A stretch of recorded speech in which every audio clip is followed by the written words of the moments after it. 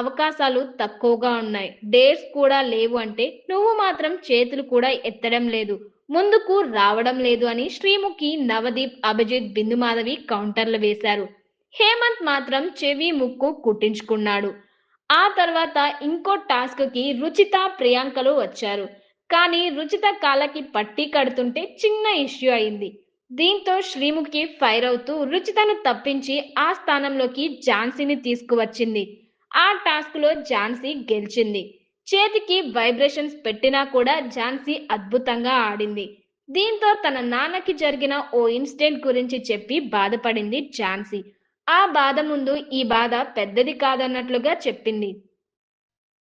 క్లిప్‌లు పెట్టే టాస్క్‌లో రోహిత్, జ్యోత్స్న, గాయత్రి పోటీ పడ్డారు.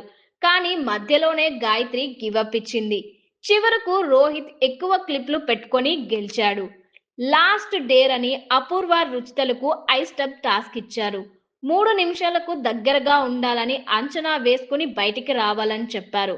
అపూర్వ టైం 3 నిమిషాల 14 సెకండ్స్ అయితే రుచిత టైం 3 నిమిషాల 18 సెకండ్లని చెప్పారు. అలా ఈ టాస్క్‌లో అపూర్వ విన్ అయినట్లుగా ప్రకటించారు.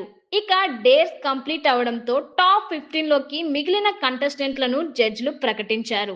హేమంత్, అమన్, అపూర్వ, దీపక్, ప్రియాంక, ఝాన్సీ, రోహిత్లను టాప్ 15 లోకి పంపించారు.